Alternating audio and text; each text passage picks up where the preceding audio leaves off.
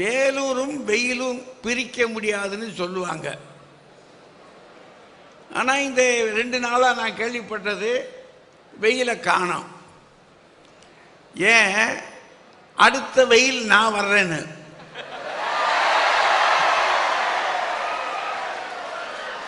கேட்கலாம், வெயில் இவ்வளவு கருப்பாவா இருக்கு அப்படின்னு. இந்த வேலூரை விட்டு பிரிக்க முடியாது என்னையும்.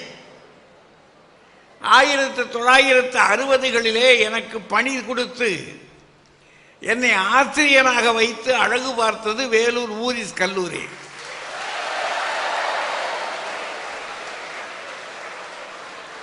அந்த பிரிக்க முடியாத பந்தத்தில் அடுத்து என்னுடைய பிள்ளை இங்கே ஒரு அற்புதமான பள்ளியை, இல்லை இல்லை இது பள்ளி என்று சொல்ல மாட்டேன், கல்லூரியை, இல்லை இல்லை அதற்கு மேலே ஒரு பல்கலைக்கழகத்தை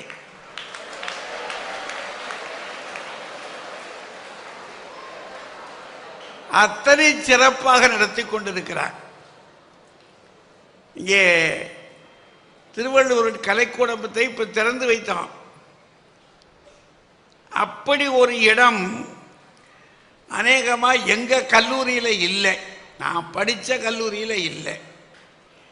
நீங்க கொடுத்து வச்ச பிள்ளைங்க இங்கே வந்து சுற்றி பார்த்தா விளையாடுவதற்கு இடம்.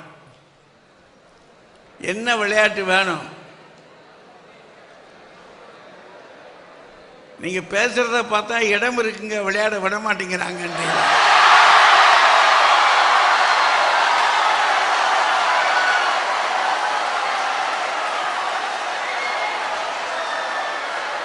எப்ப விளையாடணும் என்று தெரிந்து செயல்படுகிறவர் இந்த தலைவர். ஏன்னா காலை எழுந்ததும் படிப்பு, மாலை முழுதும் விளையாட்டுன்னு சொல்லியிருக்கு. அவன் சொல்லியிருக்கிற ஒரு காரணமே கொடுத்துருக்கிறான், எப்போ படிக்கணும் எப்போ விளையாடணும்னு. படிக்க வேண்டிய நேரத்தில் விளையாட முடியாது, விளையாடுகிற நேரத்தில் படிக்க முடியாது. அதை எப்போது எப்படி செய்யணும் என்று மிக சிறப்பாக திட்டமிட்டு நடத்தினதுனால தான் இந்த பள்ளி இவ்வளவு வளர்ந்திருக்கு. ஊரில் இருக்கக்கூடிய பெற்றோர்கள் பார்த்து பெருமைப்பட்டு, படித்தா நமக்குத்தான் அந்த பாக்கியம் கிடைக்கல, நம்ம பிள்ளைகளாவது இங்கே படிக்கணும் அப்படின்னு கொண்டு வந்து சேர்த்தது மட்டும் இல்லாமல் இன்னைக்கு மிரட்டிருக்கிறான் பாருங்க ஒரு பையன், அவங்க அப்பாவைய பாவம். அவரும் உட்கார்ந்து அந்த பக்கம் உட்கார்ந்து பார்ப்பாரு கேட்பாரு. பையன் இப்படி பட்டனை உருட்டிக்கிட்டே நினைப்பான், இங்கேயும் போட்டு விட்டுட்டியா நீ, வா வீட்டில் வந்து உன்னை பார்த்துக்கிறேன் அப்படின்னு. போய் நேரம் முதல்ல அவங்க அம்மாட்ட தான் சொல்லுவான், இந்த மனுஷன் என்னை இங்கே திட்டுறதும் இல்லாமல் அங்கேயும் போய் சொல்லிட்டாருமா, எனக்கு என்ன கதி ஆகும் அப்படின்னா, என் பழப்பும் அப்படி தாண்டா ஓடுது, விடுறா அது இனி திருந்தாதரா விடுறா அப்படின்னு அந்த அம்மா உங்களோட சேர்ந்து பேசி, அதே அப்படி பிள்ளைகளையெல்லாம் கொண்டு வந்து அரவணைச்சு மிகச் சிறப்பாக நடக்கின்ற பள்ளிக்கூடம் இது. இந்த பள்ளிக்கூடத்தில் இன்னைக்கு ஒரு பட்டிமன்றம், அந்த பட்டிமன்றத்தை என்ன தலைப்பை கொடுத்து வச்சிருக்கிறாங்க, அது பற்றி பேசிட்டாங்க ஏற்கனவே. என்ன அது?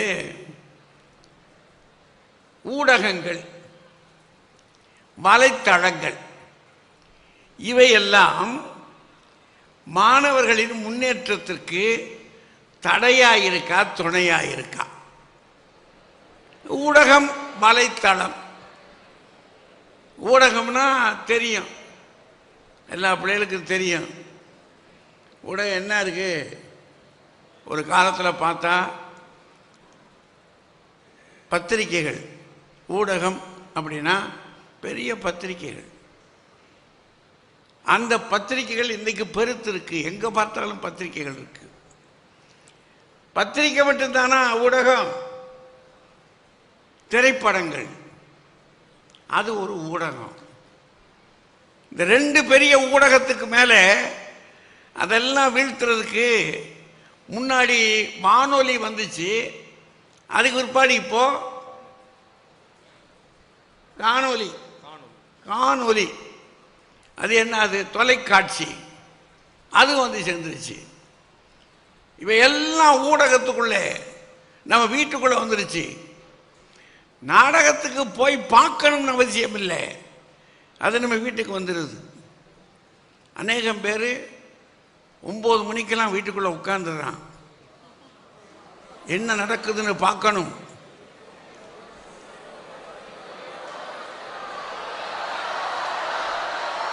அவர் அப்பா கெஞ்சிறாரு, டேய் படிடா, பேசாம இருங்க, ஓவியாவுக்கு என்ன ஆகுறான்னு நீ பார்க்கணும்.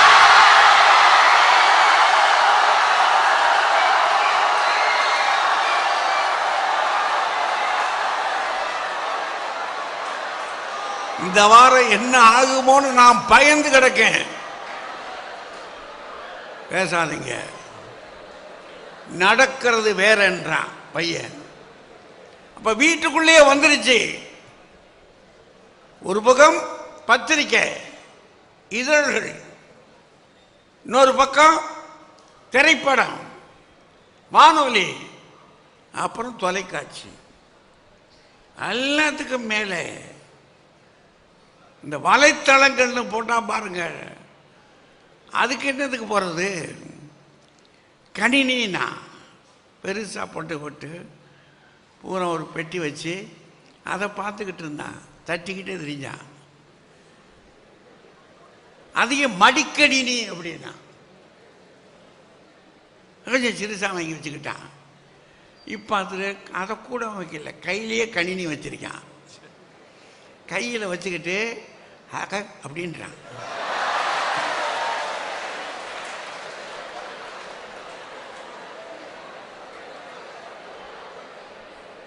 பூரா தகவலா இருக்கு. கேட்டா இப்ப புதுசா ஒண்ணு போடுறான், மீம்ஸ்ன்றான். மீம்ஸ் பாவம். அதுல பூரா படங்களை போட்டு உள்ளுக்குள்ள போட்டு அவன் இஷ்டத்துக்கு வருது. என்னென்ன வரணுமோ என்னென்ன பார்க்கணுமோ, வேற எதுவும் புதுசா வருதா? அவன் இன்னொருத்தனுக்கு வந்திருக்கு ஒண்ணு, அவன் உடனே இங்க அனுப்புறான், மாப்ஸ் இதை பார்,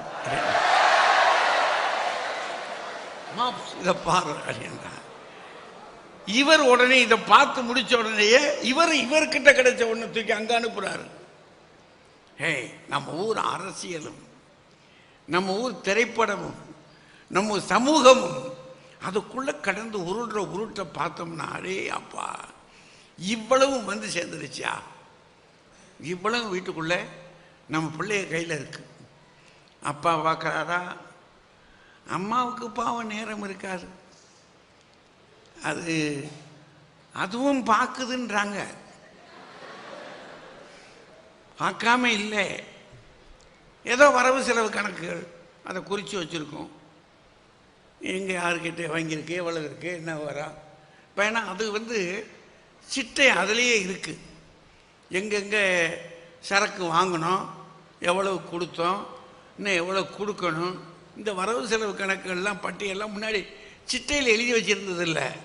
இப்போ பூரா உட்காந்து நேரத்தில் தட்டி வச்சிடறாங்க, டக் டக் டக் டக் டக்குன்னு. அது அப்படியே இருக்குது. இப்படி கேட்ட உடனே கபக்கன்னு கீழே வந்து விழுது, நான் தான் அப்படின்னு தகவல் வந்து விழுதான். அப்படி அதை வேணால் பார்ப்பாங்க. அப்பா எந்நேரம் பார்ப்பாரு, என்ன பார்ப்பாரு? பையன் என்னென்ன பார்ப்பான். ஏன்னா அப்பாவுக்கு தெரியாததெல்லாம் அவனுக்கு தெரியுது. அதில் இன்னொன்று சொல்கிறாங்க, இவன் பார்க்குற விவகாரங்களை ஒரு கோடு நம்பர் போட்டு மூடி வச்சிடறானா. அதை அப்பா நினைச்சா கூட ஓப்பன் பண்ண முடியாதுன்றார். என்னதான் செஞ்சிருக்கான்னு தெரியலையம்மா. இப்போ இவ்வளவு வேலைகள்லாம் இருக்கு. ஆனால் இவ்வளவு வந்தது ஒரு காலத்தில் ரொம்ப பெருமையாக நினைச்சாங்க. நம்ம கொண்டாந்து பெத்த தகப்பன் நல்ல பள்ளிக்கூடத்தில் சேர்த்து விடுறாரு, பள்ளிக்கூடம், நல்ல பள்ளிக்கூடம் ஒரு பெரிய காரியம். ஏன்னா அநேக பள்ளிக்கூடங்களில் கூரை ஒழுகுது. பிள்ளைய ஆலமரத்தடியில் உட்காந்து படிச்சுக்கிட்டு இருக்கு. ஆலமரத்தடியில் உட்காந்து படிக்கிறது தான் நம்முடைய ஆரம்ப காலம். ஆரம்ப காலத்தில் அங்கே தான் இருந்து படித்தாங்க நாட்கள், படிப்பித்தார்கள் நம்முடைய ஆசிரியர்கள். அது வேற காலம் அல்லது வேத காலம். இப்போ அப்படி இல்லை.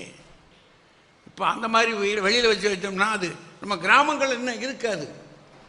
ஏன்? கூரை ஒழுகுது.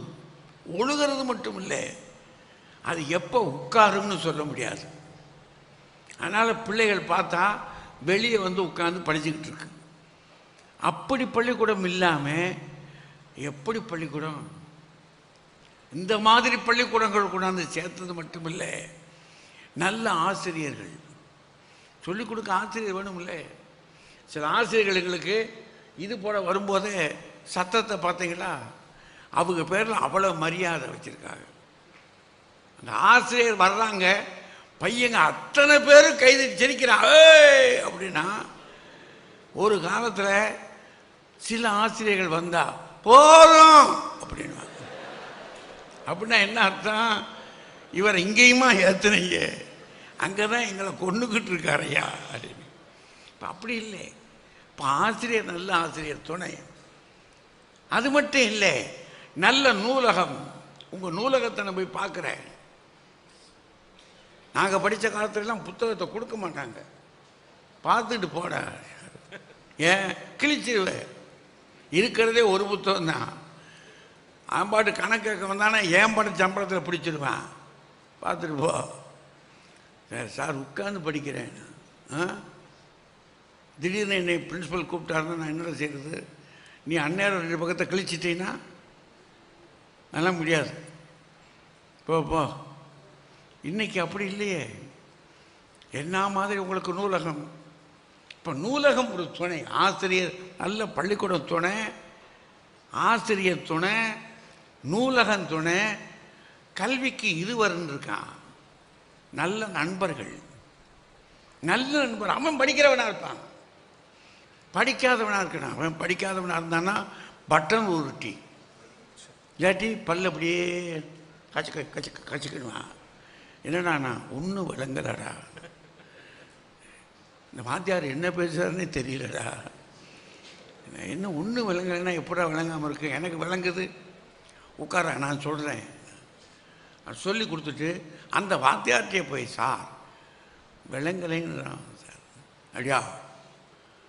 என்ன உனக்கு விளங்கலைன்ற? நீ நல்லா படிக்கிற பிள்ளையாச்சே, எப்படி விளங்காமல் போகும்? அங்கே நேரமே கேட்டுருக்க வேண்டாம். சரி வா உட்கார்.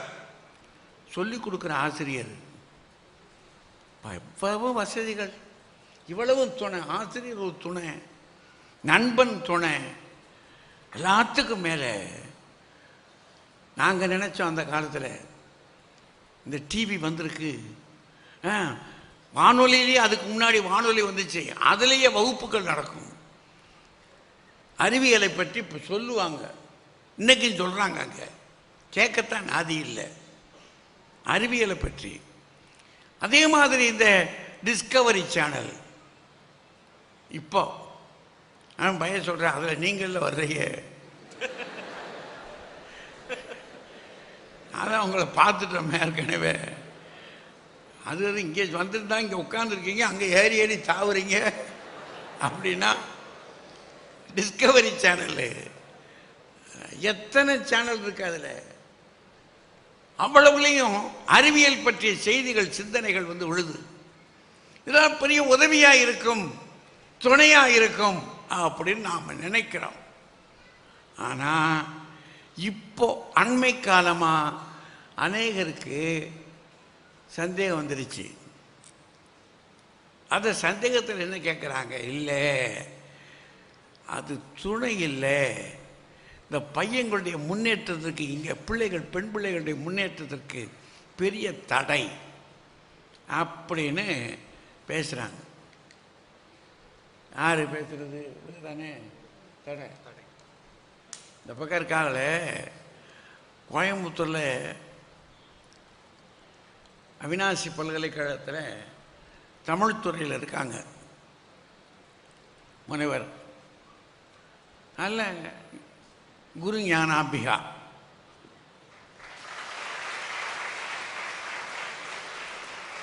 எங்கள் காலத்துலலாம் கணினி கிடையாது. அப்புறம் கணினி வந்த பிற்பாடு பயலுக தொடக்கூடாதுன்ட்டாங்க. நீ தொட்டாது தீட்டு, உடஞ்சாலும் உடஞ்சிரும், டொமுக்குன்னு தட்டுவார். ஓ அப்படின்ட்டான். இப்போ இவங்க காலத்தில் போனால் கணினியிலேயே பார்க்குறாங்க. அந்த அம்மா சொல்கிறாங்க, சரிப்படாது, இந்த பிள்ளைய உருப்படாது, இது நமக்கு தேவையில்லை. இந்த மீடியமும் சரி, ஊடகங்களும் சரி, வலைத்தளங்களும் சரி, அதனால் நம்ம பிள்ளைகளுடைய முன்னேறாது, தடை தான். இந்த அம்மா அது கூட பேசுகிறதுக்காங்க நம்ம தம்பி கவிஞர். அவர் நல்ல கவிதை எழுதுவார். அது ஐடி டிபார்ட்மெண்ட் தானே, ஐடியில் தான் வேலை பார்க்குறாரு. அதுங்க வேலை பார்க்குறது ஐடியில், அது வேண்டாம்னு சொல்கிறது இங்கே. சம்பளத்தை அங்கே வாங்கிக்கிறது, இதெல்லாம் விளங்கவா எப்படி இருக்கும்? சம்பளம் தான் வாங்கிட்டீங்கள அங்கே. இது கவிஞர், அவர் சொல்கிறார், இல்லைங்க நம்ம பிள்ளைகளுடைய முன்னேற்றத்துக்கு இது பெரிய தடை. அந்த கடைசியில் இருக்காரு பாருங்க,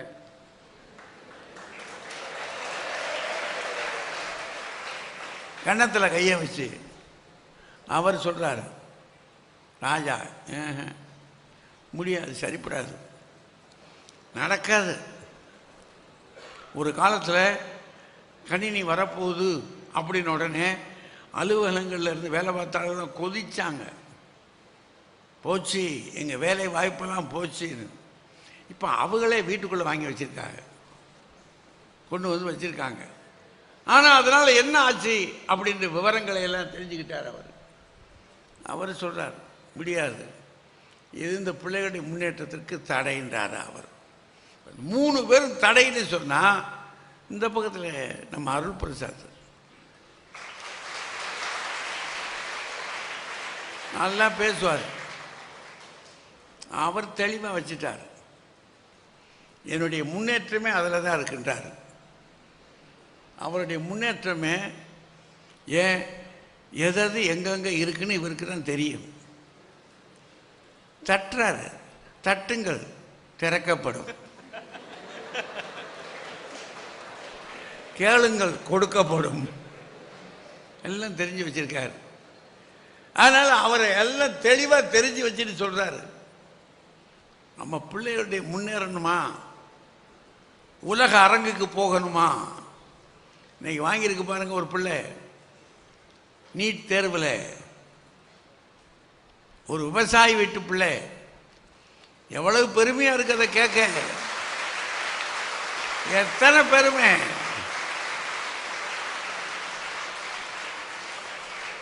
இவ்வளவுக்கு விவசாயிகள் தில்லி தெருக்களில் வீதியில் உருண்டு கிடக்கிறாங்க, இங்கே தண்ணீர் இல்லாமல் திரண்டு கிடக்கிறாங்க, மரணிக்கு வாங்கி கிடக்கிறாங்க. அந்த வீட்டு பிள்ளை இப்படி எந்திரிச்சு நின்று இருக்கு அப்படின்னு சொன்னா அவருக்கல்ல இது பெருமை, இந்த பள்ளிக்கு பெருமை. இந்த பள்ளியில் சொல்லிக் கொடுத்த ஆசிரியர்கள் அத்தனை பேருக்கும் அது பெருமை. அவரோடு கூட படித்து கொண்டிருக்கின்ற உங்கள் அத்தனை பேரையும் சேர்ந்த பெருமைகளை உருவாக்கி இருக்கிறார்னா எவ்வளவு விஷயம் அது. அப்படிப்பட்ட பெருமைக்கெல்லாம் காரணம் அவர். அந்த பக்கத்தில் திருமதி கவிதா ஜவஹர் அவங்களும் சொல்றாங்க, எந்த தலைப்பில் பேசணும்னாலும் தட்டிடுவாங்க. ஓப்பன் டு சேம் அப்படின்னாங்க, அது திறந்துடும். அவங்க கடைசி ஆளு தொழிலே அதுதான். பாரதி பாஸ்கர் அவங்க வாழ்க்கையே வீட்லேயும் கணினி, ஆஃபீஸ்லேயும் கணினி, கையில் எந்த நேரமும் செல்லு, முன்னாடி இங்கிட்டு ஃபோனு, எதுவும் தொட்டு பேசிக்கிட்டே இருக்க வேண்டியதுதான். நாங்கள் வரும்போது பார்த்தோம், ஓய்வு கிடையாது. அவங்க இருந்த பட்டப்பாடு வந்து சேர்ந்தது பெருசு. அவங்க இவ்வளோ நேரம் கழித்து வந்தாங்கன்னா அதுக்கு காரணம் உண்டு. படாத பாடு நமக்காக, நம்முடைய அது இந்த இந்த பள்ளிக்கூடத்துக்காக அவங்க வந்திருக்கிறாங்க.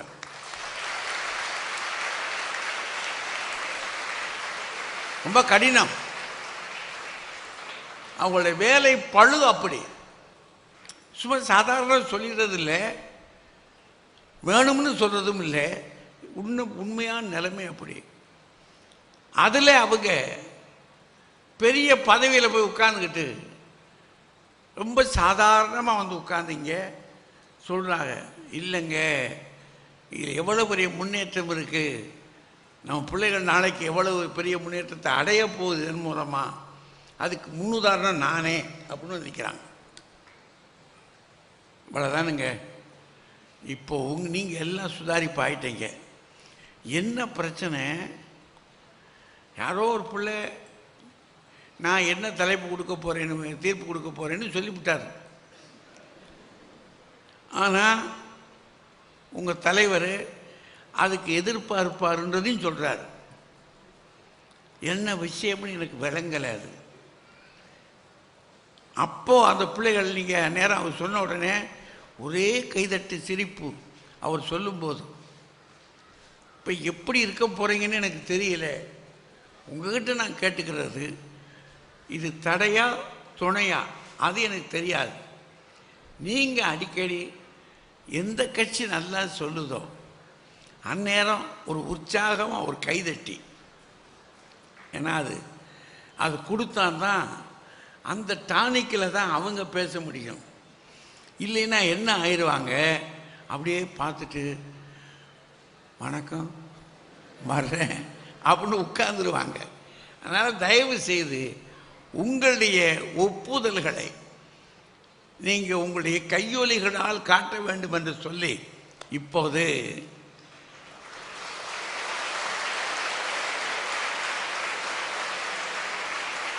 ஊடகங்களும் வலைத்தளங்களும்